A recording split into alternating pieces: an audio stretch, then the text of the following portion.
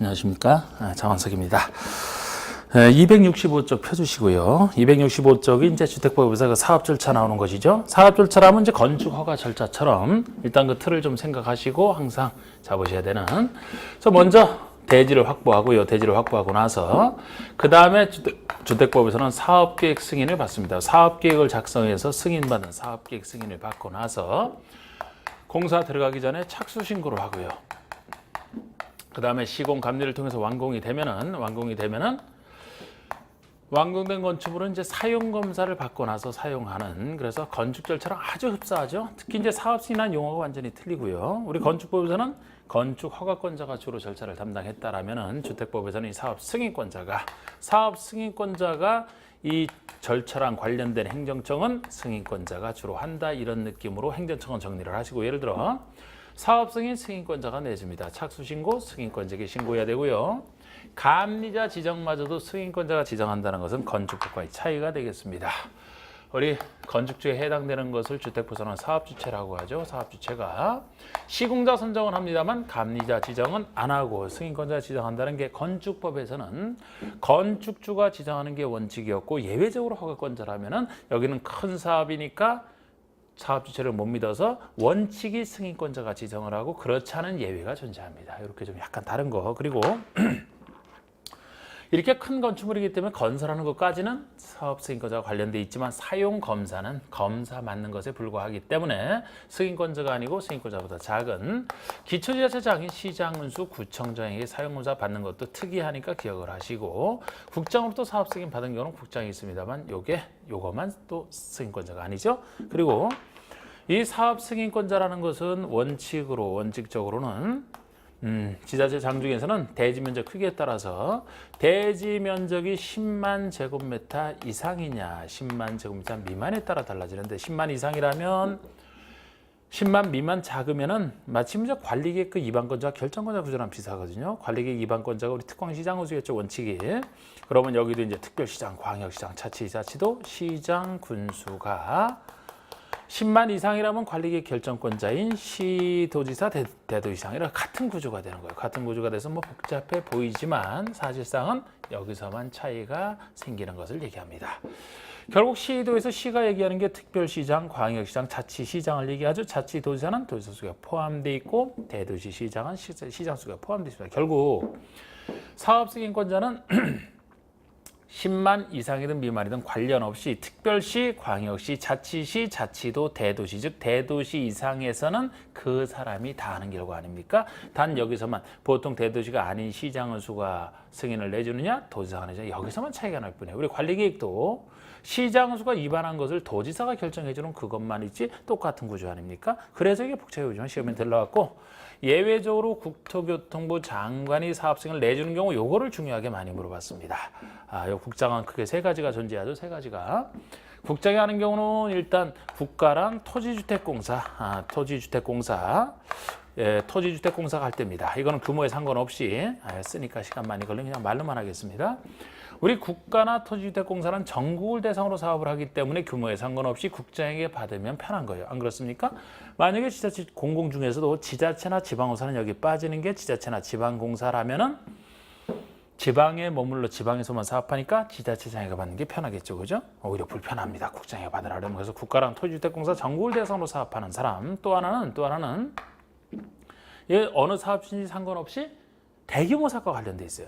330만 대규모 330만 제곱미터 이상의 택지개발 사업 등을 한다. 그러면은 큰 사업과 관련돼 있으니까 국장이 한다, 이렇게 보시면 되고요. 또 하나는 수도권이나 광역시 지역의 어떤 그 긴급한 경우는 항상 예외 인정하지 않습니까? 긴급한 경우랑 아니면 지역 균형 개발이 필요하다, 광역적 차원의 조정이 필요하다, 그때는 국장이 하는 거 당연하지 않습니까? 그렇게 보시고, 항상 우리 주택법에서는 부동산 투자 회사를 하더라도 공공에 해당하는 사람이 50%를 초과하여 출자하여 만든 부동산 투자 회사라면은 공공 중에서도 토지주택공사처럼 봐주시면 돼요. 엄밀하게는 그 자산관리회사가 토지주택공사인 경우 하나고 있는데, 하여튼 공공이 50%를 초과하여 출자한 부동산 투자 회사라면 공공처럼 앞으로도 계속 봐주시면 되고, 이제 국장이 하는 걸 잘 구별을 하셔야 됩니다. 그리고 하나는 이제 핵심만 좀 그리고 여기서도 사업승인 대상이라는 게 제일 중요하지 않습니까? 기본이 어느 때 어느 정도 사업할 때 사업 승인을 받아야 되느냐.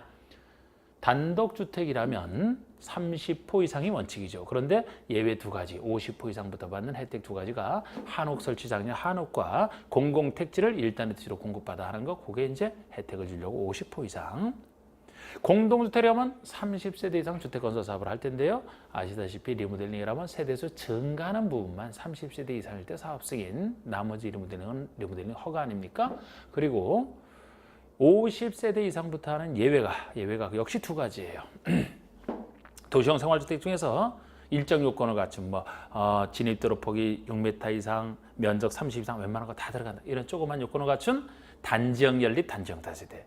도시형 중에서 원룸형은 처음부터 인기가 있었기 때문에 괜찮고, 단지형 연립, 단지형 다세대 활성화를 위해서 만들어진 50세대 이상, 그렇게 생각하시면 되고, 또 하나는 정비사업 중에서 반쪽짜리 사업을 전제로 하는 두 정비사업. 반쪽짜리 사업을 하는 주거환경 관리사업은 원래 반쪽으로만, 주거환경 개선사업 중에서는 반쪽짜리 하는 것만 해당이 되죠. 개선사업 관리사업에서 반쪽으로 할 때는 시행자가 주택을 손대지 않고 주택을 소유자가 스스로 한다 그랬죠. 스스로 하는 것은 정비사업이 적용 안 됩니다. 그래서 주택법, 건축법이 적용되는데 50세대 이상일 때 주택법, 그렇지 않은 경우 건축법이 이렇게 되는, 그게 이제 그렇게 구별해 두시고, 자, 그 다음에 이제 나오는 대로 설명을 드리죠. 그러니까 한 상태에서. 자, 그럼 이제 13번에 주택법상 사업 승인 대상으로 옳지 않은 표현을 했는데, 사업 승인 대상이 아닌 거. 자, 30호 이상의 단독주택 건설 사업이면 원칙이 30호죠. 50호 이상의 한옥, 단독주택 한옥이라면 50호 이상. 3번에 30세대 이상의 세대수를 증가하는 리모델링 사업이다. 세대수 증가하는 부분만 건설 파트 30세대 이상 원칙. 4번에 도시형 생활주택 중에서 50세대 이상의 원룸형. 도시형 생활주택 중에서 50세대 이상이 사업 승인 대상이 되는 것은 단지형, 일정한 요건을 갖춘 단지형 연립, 단지형 다세대라고 했잖아요. 그러면 원래부터 인기 있었던 원룸형은 원칙으로 돌아가서 30세대 이상부터 사업 승인을 받으면 되는 겁니다. 그래서 4번이 틀렸고요. 주거환경 관리구역에서 건설하는 50세대 이상의 공동주택, 주거환경 관리구역과 주거환경 개선구역이 50세대 이상 아닙니까? 그래서 4번만 틀렸고요. 자, 우리 14번은 주택보상 사업 승인권자에 대한 설명으로 옳지 않은 것을 했는데, 제가 아까 틀 잡았던 대로 특별시에서는 대지면적에 관계없이 결국 특별시장이 되는 게 원칙이 되겠습니다. 광역시에서는 역시 광역시장이, 도에서는 대지면적에 관계없이 도지사, 아니죠. 도에서는 10만 이상일 때는 도지사가, 10만 미만이면 시장수가 되니까 이 부분이 틀렸죠. 그 다음에 4번의 제주특별자치도 관계없이 그 사람이, 대도시, 그 대도시 시장이, 그렇게 정리되어 있는 거. 15번. 오히려 이걸 그런데 많이 물었죠. 주택 15번이. 주택법상 사업 승인권자가 예외적으로 국장이 되는 사유이다? 아닌 거. 자, 국가랑 토지주택공사 간다. 전국을 대상으로 하니까. 2번 지자체 지방공사, 이게 정답이 되죠. 지자체 지방공사는 오히려 지자체장에게 받는 게 편합니다. 그죠? 이게 아니고. 3번이 대규모 사업인 330만 이상 규모로 도시개발 사업을 추진하는 지역 중 국장이 지정고시하는 지역에서 사업할 때 택지개발 사업이든 도시개발 사업이든 둘 중에 하나 330만 이상. 4번이 지역 균형 개발이나 광역지원의 조정이 필요해서 국장이 지정고시하는 지역 안에서 조정이 필요하니까 지자체장이 하기에는 맞지가 않죠. 5번은 지자체가 단독으로 총지분의 50%를 초과해 출자한 부동산 투자 회사가 사업할 때입니다. 지자체라면 공공 중에 하나죠. 이 사람이 50%를 초과해 출자했으니까 공공처럼 봐주시라고 했던. 그래서 이런 거 나오면 이제 공공 중에서 토지주택공사처럼 봐주시면 됩니다.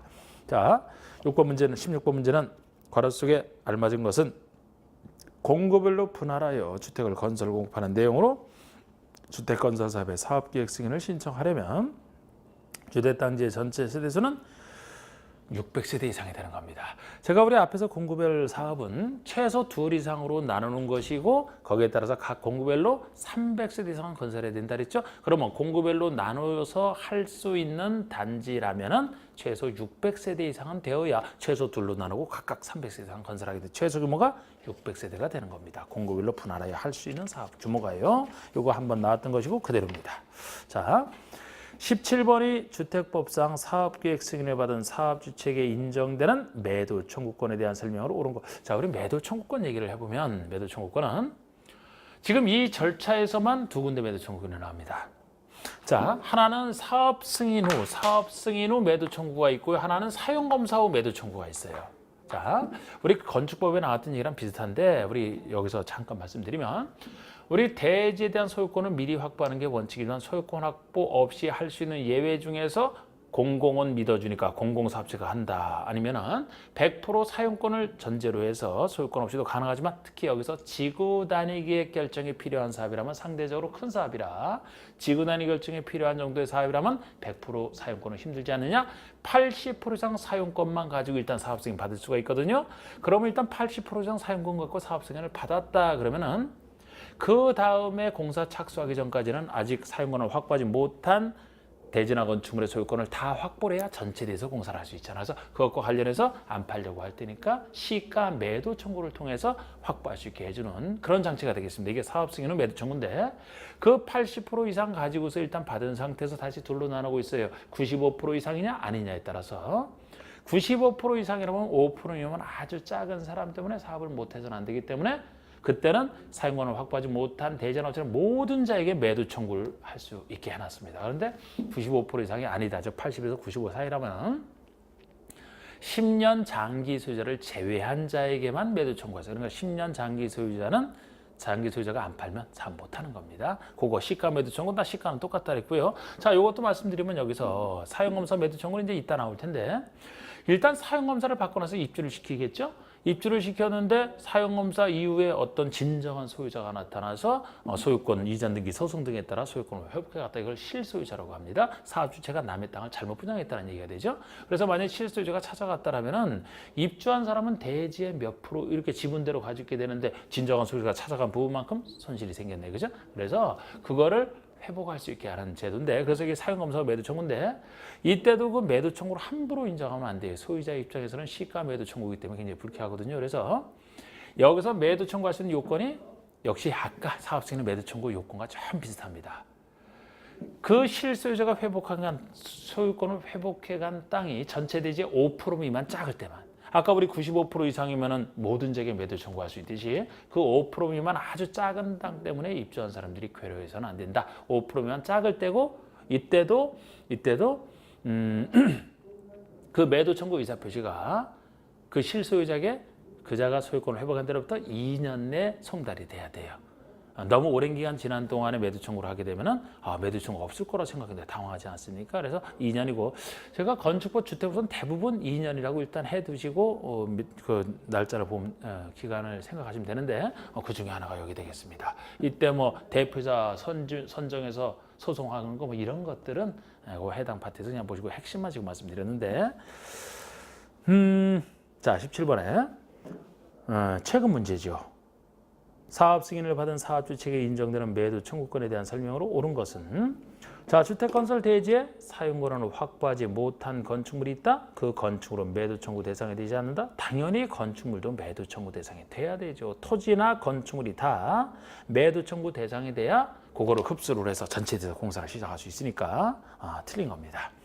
이번에 사업주체는 매도 청구일 전 60일부터 매도 청구 대상에 대한 대지 소유자와 협의를 진행하라. 우리 매도 청구라는 무서운 칼을 빼들기 전에 미리 협의를 해보고 협의가 안 될 때 하게 돼 있는데 3개월간 협의를 해줘야 돼. 최소 3개월간. 그래서 매도 청구 전 60일이 아니고 3개월부터 이렇게 해야 됩니다.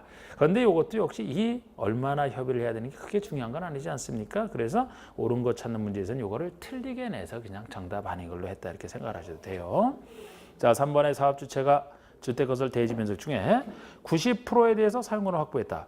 제가 95% 이상은 모든 자에게 할 수 있고 아니면 10년 장기소를 제외한 자라고 했죠. 그러면 90%에 대해서 구체적으로 물어봤다면 95% 이상이 아닌 경우입니다. 아닌 경우니까 사용권을 확보하지 못한 대지의 모든 자에게 매도 청구할 수 있는 게 틀렸죠. 10년 장기소를 제외한 자에게 매도 청구할 수 있을 뿐입니다. 아니면 앞에 90%를 95% 이상으로 바꾸시든지. 그 다음에 4번은 사업주체가 주택건설 대지 면적 중에 80%에 대해서 사용권을 확보했다. 그럼 80%짜리면 95% 이상이 아니잖아요. 아니니까 역시 아까 얘기한 대로 사용권을 확보하지 못한 대지 소유자 중에 지구단위 기업 결정고 실 10년 전에 해당 대지 소유권을 취득하여 계속 보유하고 있는 자, 즉 10년 장기 소유자를 제외한 자고 10년 장기 소유자에 대해서는 매도 청구를 할 수 없다.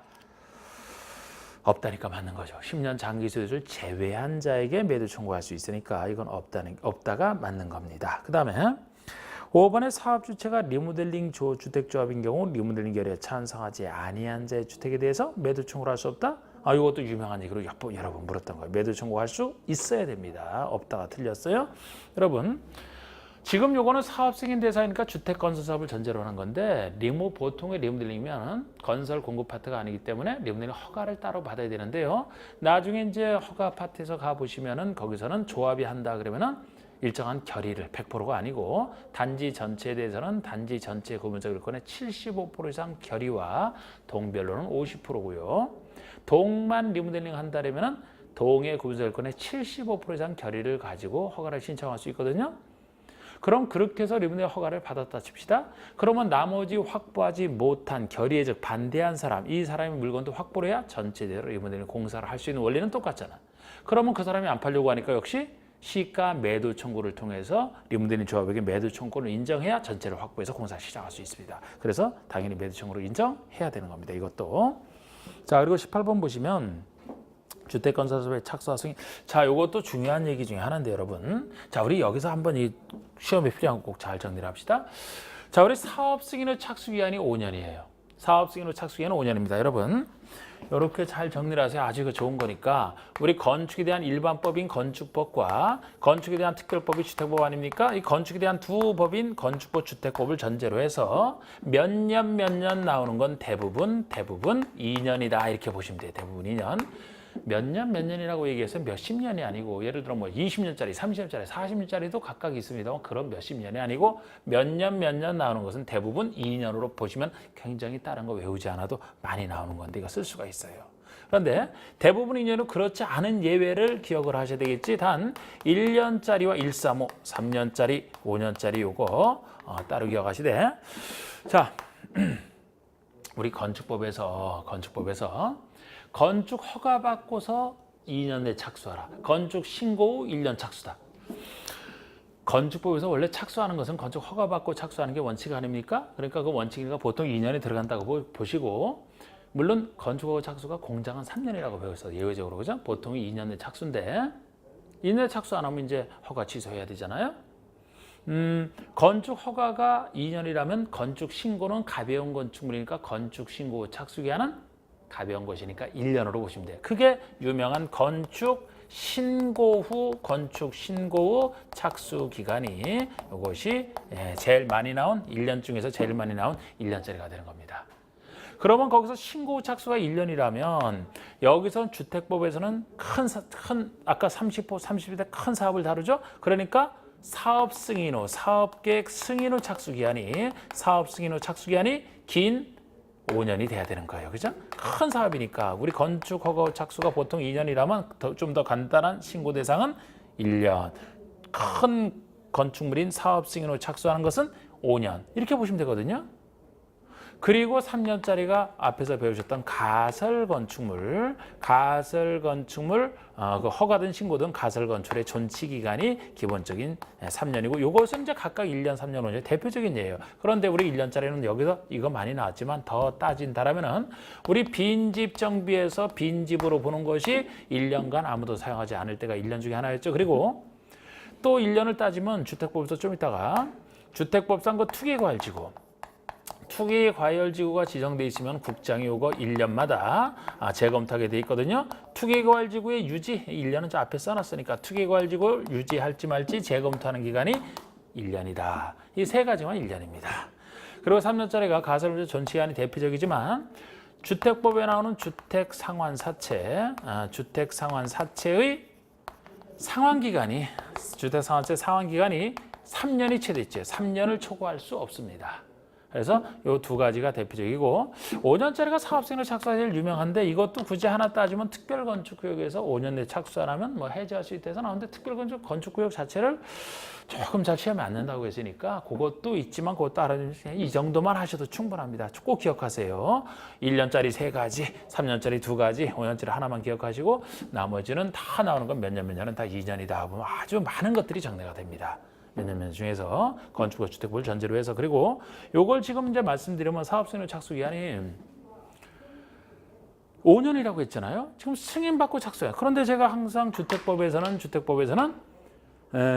단지를 전체를 한꺼번에 할 때랑 공고별로 나눠서 하는 두 가지가 있죠. 그러면은 단지 전체를 한꺼번에 할 때가 전체에 대해서 승인받은 때로부터 5년 내 착수를 해야 되겠죠. 만약에 공고를 나눠서 하게 되면은 최초 시행하는 공고가 있고 나중에 하는 기타 공고가 이렇게 나눌 수가 있죠. 그러면은 이 최초 공고를 승인받은 때로부터 먼저 시작하는 거 아닙니까? 요것이 승인받은 때로부터 5년이 되는 거예요. 이거는 전체가 승인받은 때로 5년, 요거는 최초 공고만 승인받은 때로 5년이 되는 것이고 기타 공고라면 승인받은 때로부터 계산하는 게 아니죠. 여기에 대해서 최초 착공 신고일이 있겠죠? 여기에 대한 착공 신고를 이때로부터 나중에 하는 거죠. 이때로부터 2년이 되는 거예요. 제가 승인받은 때부터 하는 것만 5년이라고 했죠? 그러면 기타 공고는 승인이 아니고 최초 착공 신고로부터 하니까 원칙으로 돌아가서 2년이 된다. 이렇게 기억하시고 우리 건축허가나 신고에서도 그 기한 내 착수를 안 하면 신고 이력 상실 허가 취소 이렇게 되는데 그럼 여기서 승인의 사업 승인의 취소도 사업 승인 받고 나서 5년 내 착수할 것을 착수를 안 했다. 그러면 승인을 취소할 수 있어요. 취소에 들어가지만 주의할 것은 요거는 아닙니다. 요거는 승인받은 대로 이미 착수를 했잖아요. 여기는 요때로부터 2년 내 안 했다 하는 것은 요거는 사업 승인을 취소할 수 없는 사유예요. 승인받은 때도 하는 이 착수를 안 했을 때 승인을 취소할 수 있는 겁니다. 자, 그렇게 좀 봐주시고 그 얘기죠. 그리고 참고로 건축허가 착수든 신고 착수든 사업 승인의 착수든 이 사업 착수와 관련해서는 3가지 다 연장할 때는 정당한 사유가 있으면 1년 연장되는 건 다 똑같습니다.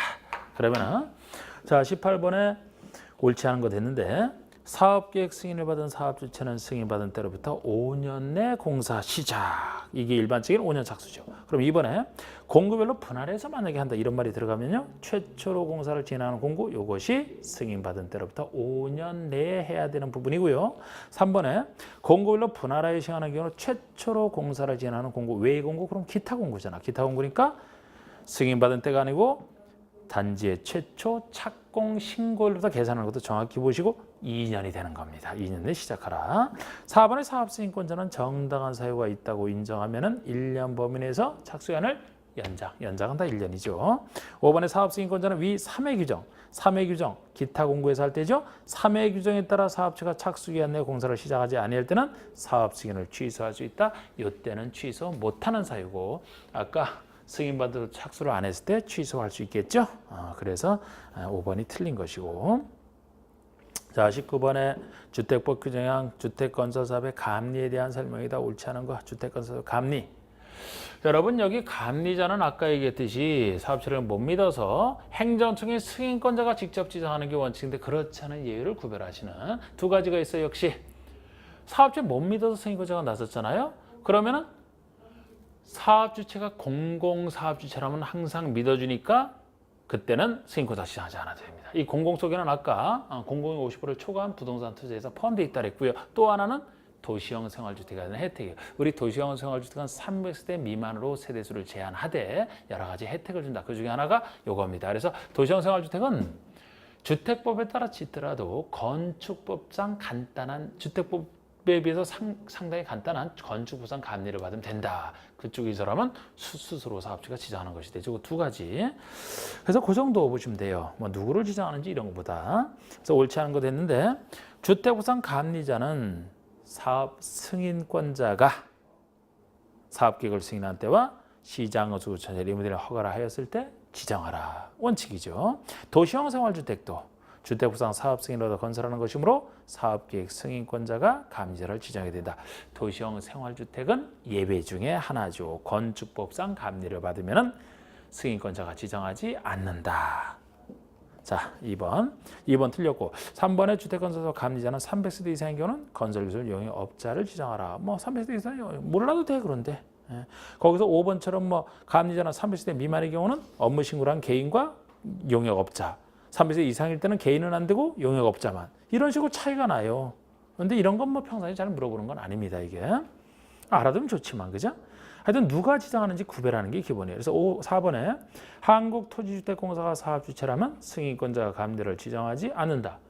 공공이니까 사업주가 승인권자가 지정하지 않는 것 중에 하나죠.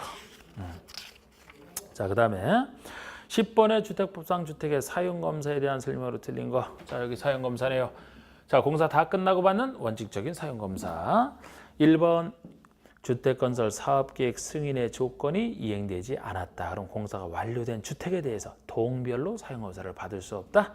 받을 수 있는 예외 규정입니다.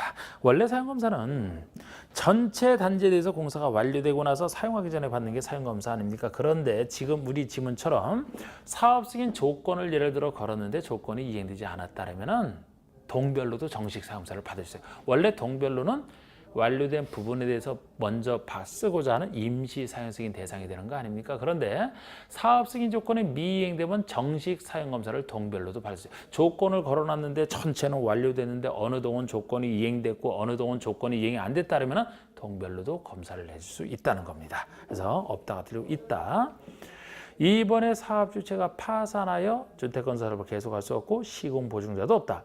사업주체가 원래 완공하고 나서 신청해서 받는 건데 사업주가 파산을 해서 할 수 없다. 그럼 완공 못하지 않았습니까? 파산했으니까. 그러면 이때는 시공보증자가 있으면 이제 보증자가 나머지 건설을 시공하고 받아야 돼요. 그런데 여기서는 지금 보증자도 없대. 보증자도 없다라면 마지막에는 제일 발등에 불 떨어진 사람이 입주자들이죠. 그래서 입주예정자 대표회의를 구성해서 입주예정자 대표회의가 시공자를 정하여 나머지 공사를 시공하고 사용검사를 받아야 됩니다.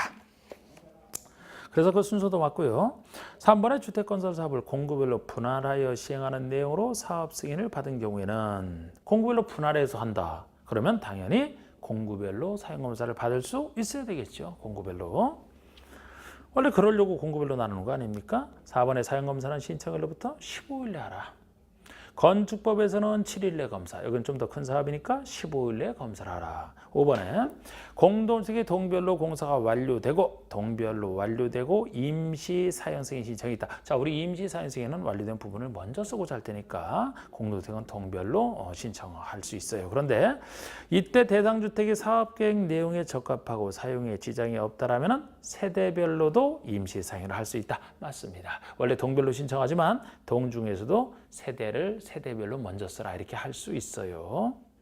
21번 주택법상 주택의 소유자는 주택단지 전체의 일부에 대해서 사용검사를 받은 이후에 말소, 소송 등에 따라 소유권을 잃은 경우에 그 토지의 소유권 회복과 관련하여 매도 청구를 할 수 있다. 이에 대한 설명을 옳지 않은 거. 이게 바로 사용검사 후 매도 청구라고 아까 매도 청구할 때 간단하게 말씀드렸던 그 부분이죠. 1번에 해당 토지 면적이 단지 전체 면적의 10% 미만 5% 미만일 때, 5% 미만 아주 작은 땅 때문에 전체가 괴로워할 때죠. 5% 미만입니다. 5% 이상만 되더라도 매도 청구를 못하기 때문에 진정한 소유자의 권리가 보호받고 여기 이제 입주자들은 뭐 따로 돈 좀 더 비싸게 주고 사든지 해야 되겠죠. 자, 5% 미만일 때 10% 미만이 틀렸고요. 매도 청구 이사 표시는 실소유자가 소유권을 회복한 때로부터 2년 내 실소유자 소원. 이거는 맞아요. 2년은 앞이 틀렸어요. 뒤는 맞아요. 제가 아까 135 아닌 거 다 2년. 이거 135 아니잖아. 2년. 이번에 주택의 소유자는 대표자를 선정하여 매도 청구 소송을 제기할 수 있어야 되죠. 대표자 선정해서 이 경우 대표자는 단지 전체의 4분의 3 이상 동의, 4분의 3 동의라도 선정한다. 맞고요. 3번에 매도 청구에 대한 소송에 대한 판결은 소유자 전체에 대해서 효력이 있어야 되는 거겠죠. 그죠? 대표자가 제기했지만 전체에 대해서 효력이 있어야 되죠. 당연히. 그리고 해당 토지를 시가 매도 청구.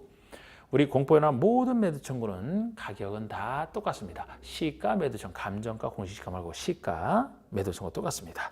그리고 주택의 소유자들은 매도 청구로 인해 발생한 비용의 전부를 사업주 측에 구상할 수 있다.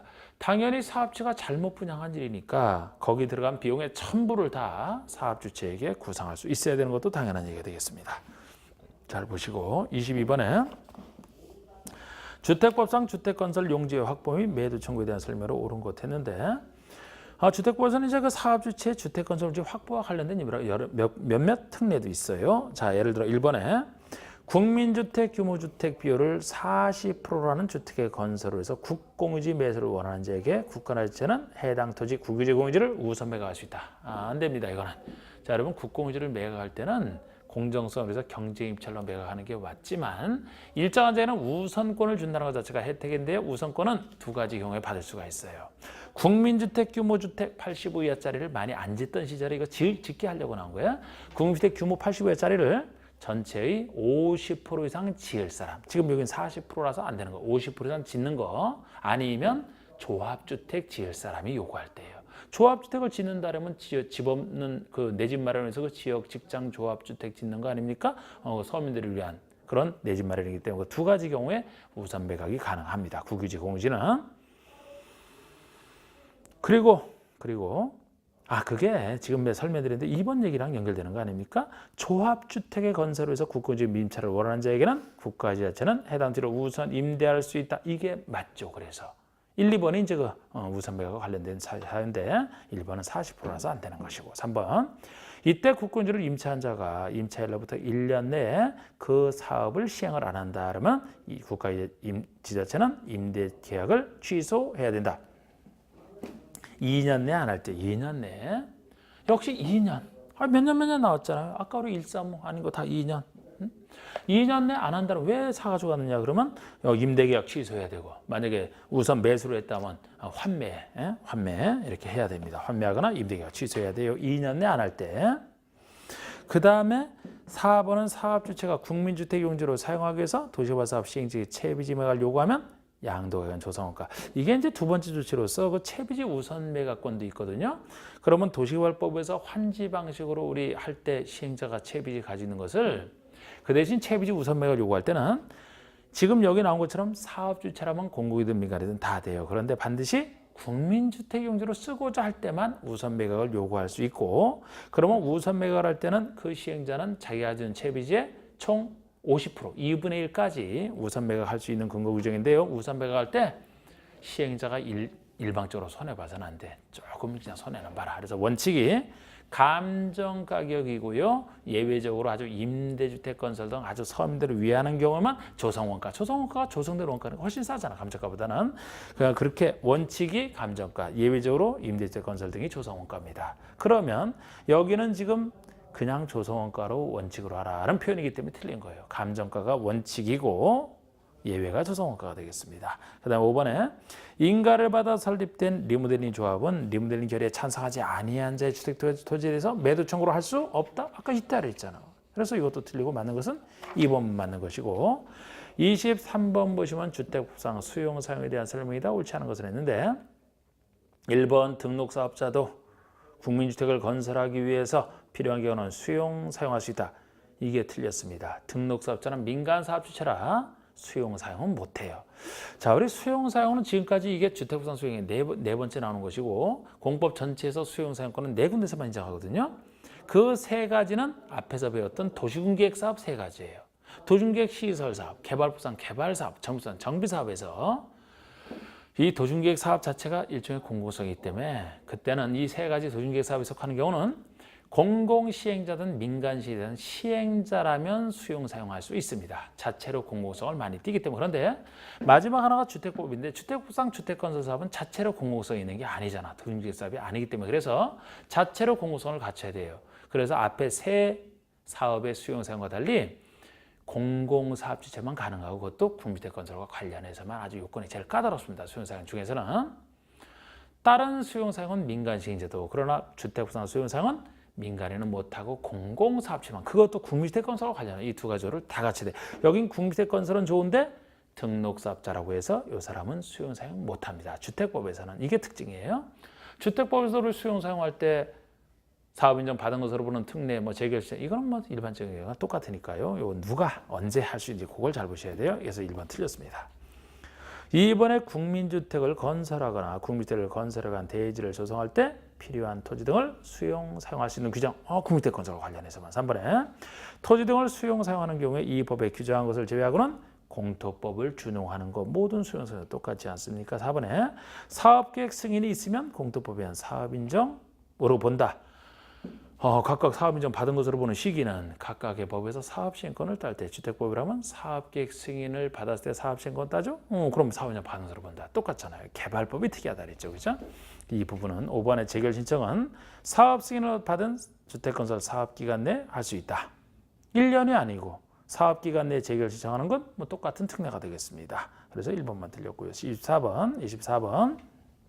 다음은 주택상환사채에 대한 설명이다. 일종 옳지 않은 것은 주택상환사채가 회사채인데요. 민영주택 지을 사람이 돈 없을 때 사채를 발행해서 쓴 다음에 그 돈 갖고 주택을 지어서 주택으로 나중에 채권자에게 갚아주는, 그래서 말 그대로 주택상환사채입니다. 근데 이것도 많이 나던 채권이에요. 옳지 않은 거 됐는데 1번의 한국토지주택공사 등록사업자만 주택으로 상환사채를 발행할 수 있다. 만이지만 맞습니다. 이게 민영주택 재원이라고 했잖아요. 돈 없는 민영주택 지을 사람이. 그러면 공공과 민간주택 하나씩 생각하시면 돼. 이것도 꼭 생각을 잘 하세요. 다른 사람들은 틀리니까. 한국토지주택공사는 요게 공공사업체 중에서는 거의 유일하게 민영주택을 공급하는 사람입니다. 여러분들이 우리 LH 아파트 많이 아시죠? LH 아파트 85초과가 민영주택 아닙니까? 다른 지자체나 뭐 다른 공공사업체는 사실상 거의 민영주택 공급 안 합니다. 그래서 토지주택공사 발행권을 주고 있고요. 등록사업자, 민간에서는 등록사업자만. 예를 들어 주택조합이 발행할 때 틀려요. 예를 들어 주택조합이라면 우리 앞에서 주택조합이 등록사업자랑 공동으로 할 때는 따로 등록 안 해도 되고, 공동할 때는 전문가인 등록사업자에게 시공을 맡긴다라고 배우셨죠? 그러면 공동으로 할 때는 등록사업자가 시공을 하니까 등록사업자에게 권한을 주면 돼요. 거기 중심으로 하니까. 그런데 만약에 주택조합 다른 민간인이 등록자가 공동으로 하지 않고 혼자 한다라면, 단독으로 한다라면 그때는 민간으로서 꼭 등록을 해야, 등록사업자가 돼야 사업을 할 수 있죠. 그러니까 민간은 단독으로 할 때는 등록자 자체가 되어야만 되고, 공동으로 할 때는 등록자 이름을 맡기기 때문에 어느 경우나 등록사업자가 인정하면 충분해지는, 그런 식으로 제가 항상 설명을 합니다. 그래서 다른 민간은 못해요. 그런데 이거 맞고 2번의 등록사업자는 금융기관 등의 보증을 받은 때에 한하여 발행할 수 있다.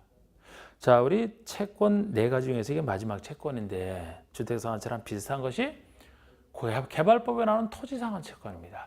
개발법상 토지상환 채권은 토지나 건축물로 상환하는 채권 아닙니까? 토지나 건축물 큰 하나값, 여기는 건축물에서 주택 하나값이잖아. 이런 큰 채권은 공통점이 큰 채권이니까 괜히 민간인이 발행했다가 책임 못 질까 봐 민간인이 발행할 때는 보증을 받아야만 발행한다. 그리고 이름이 표시되어 있는 김영증권으로 발행하는 게 공통점이에요. 큰 채권인데 소유자의 이름이 표시가 돼야지. 김현증권. 그리고 발행기획 작성해서 승인받는 것도 똑같은 얘기가 됩니다. 둘이. 그래서 2번 등록사업자가 민간인이죠. 보증을 받아야만 발행할 수 있다. 이렇게 나가는 겁니다. 그래서 자, 3번에 주택상환채는 김영증권으로 발행해요. 소유자 이름이 표시된 사채권자 명의 변경은 취득자 성명을 채권에 기재하는 방법으로 한다. 그러나 뒤가 틀렸습니다. 자, 우리 김영증권의 양도 방식은 토지상환채권이랑 똑같거든요.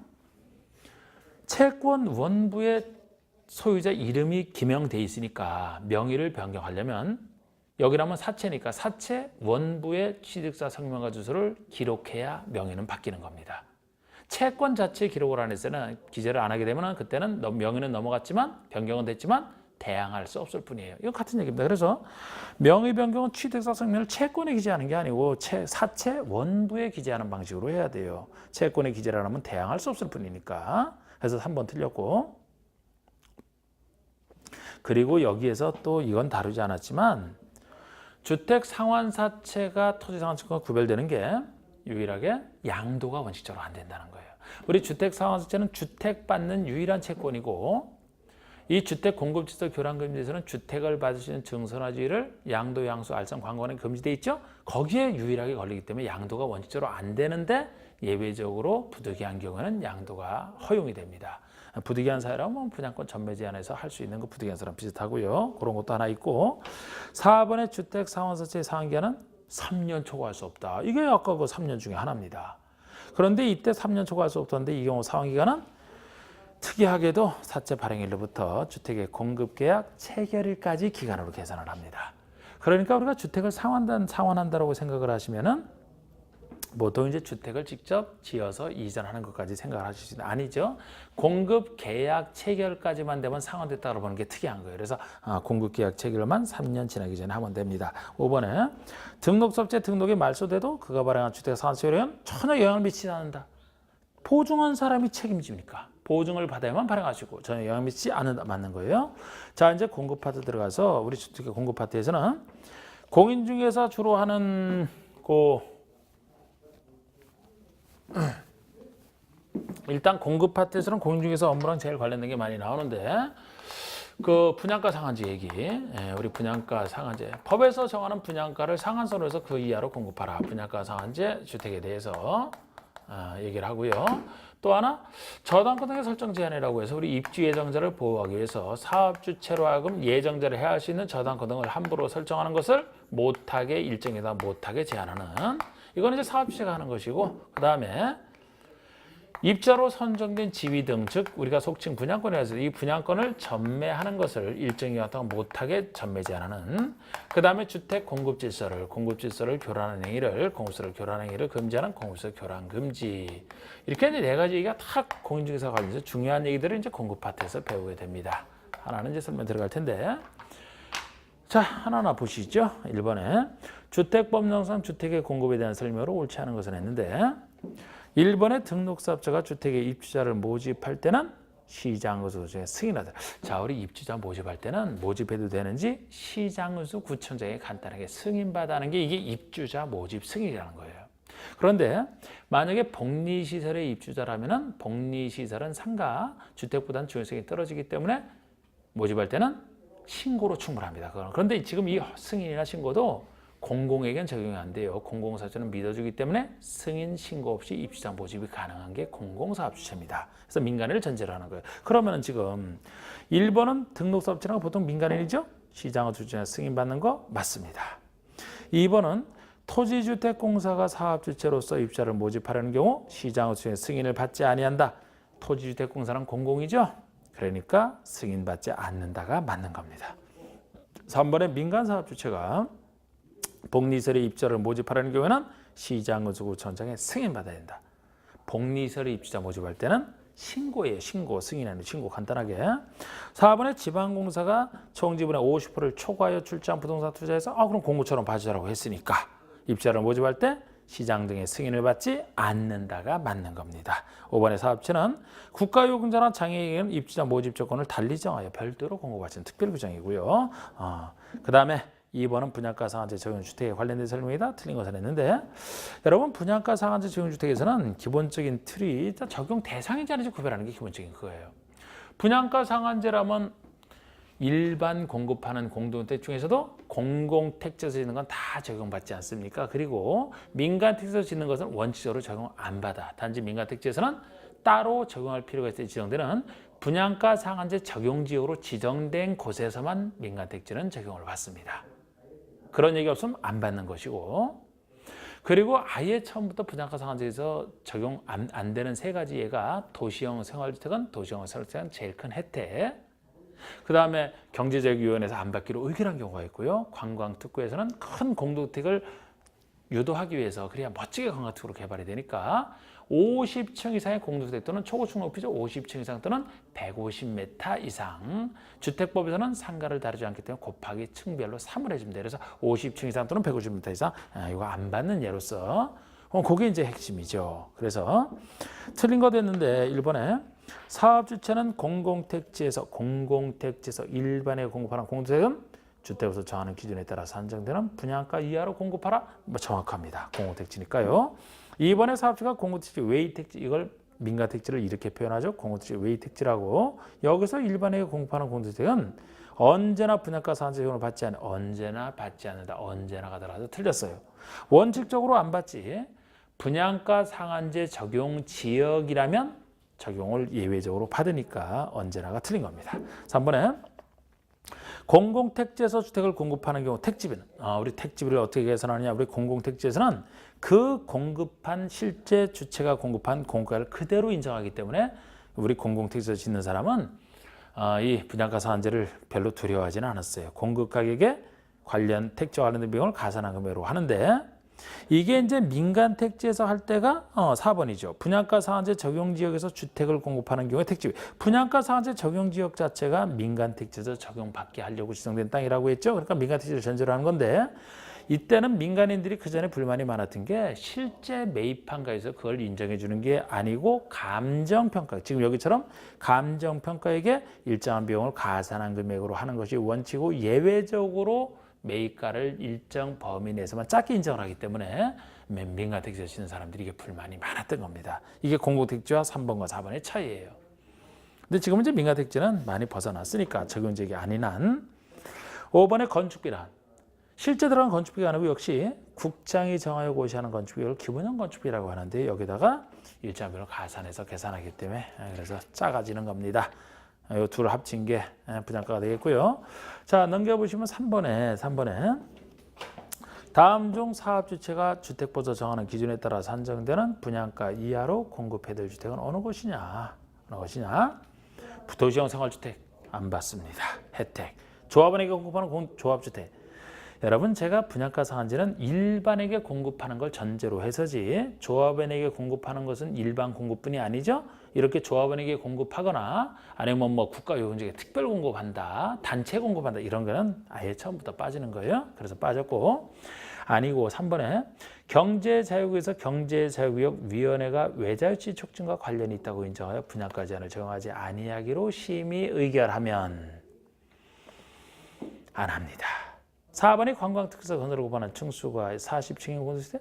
자, 우리 관광특구에서는 50층 이상 또는 150m 이상한테 적용을 안 한다 그랬죠? 이거는 40층이니까 50층 이상이 아니기 때문에 분양가 상한 적용을 받는 거예요. 이거는. 이게 답이고.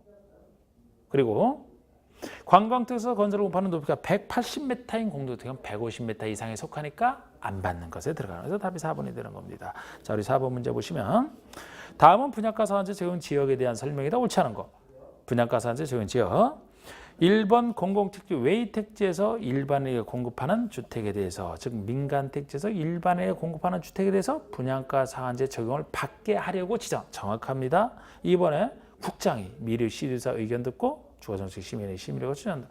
이 분양가 상한제 적용 지역은 옛날에 아예 폐지하려고 하다가 야당 반대 때문에 이걸 그대로 유지했던 거 아닙니까? 그래서 그 대신 국장이 지정하라. 그리고 요건을 굉장히 까다롭게 해놔서 사실상 지정이 안 돼 있는 거 아닙니까? 그래서 국장이 아랫사람이 시장 의견만 듣고 심의 거쳐 지정하게 돼 있어요. 국장만이 지정을 하는 게 분양가 상한제 적용지역인데 지금까지 지정을 안 했던 건데 현 정부 들어서는 이제 9월부터 이 요건이 바로 3, 4, 5번인데 이 요건이 너무 세다. 그래서 사실상 안 하려고 했던 거 아니냐.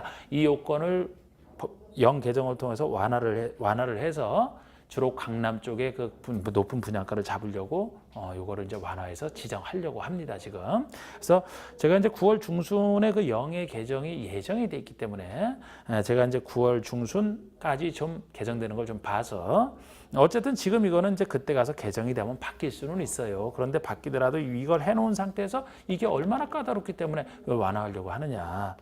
일단 이건 이 점에서 하고 바뀌어지는 건 바뀌어봐야 합니다. 그때 가서 바뀌면은 다시 또 제가 말씀을 드리고요. 자, 우리 3번에 일단 2번까지 맞고 3번은 직전 3개월간의 아파트 이렇게 다 지정 기준 중에서 다 3개월 동안이에요. 아파트만 가지고 따지고 아파트 매매 가산율이 3% 이상인 지역에 10% 이상인 지역이 지정하니까 이 정도면은 굉장히 많이 오른 거예요. 3개월 동안 10% 이상이면 10% 이상. 3번 틀렸고 4번에 3개월간 월 평균 아파트 거래량이 전년 동기 대비 200% 이상, 2배 이상 증가, 전년 동기 대비 2배 이상 증가한 지역에 지정할 수 있고요. 5번에 직전 3개월간 아파트 평균 청약 경쟁률이 20대를 초과한 매매가 상승률만 10% 이상이고 나머지 2배, 20대 1 다 이자랑 관련돼 있죠. 이 세 가지 중에 하나가 바로 분양가 상한제 적용 지역에 대한 얘기가 되겠습니다. 자, 일단 잠깐 쉬었다가 또 진행을 하겠습니다.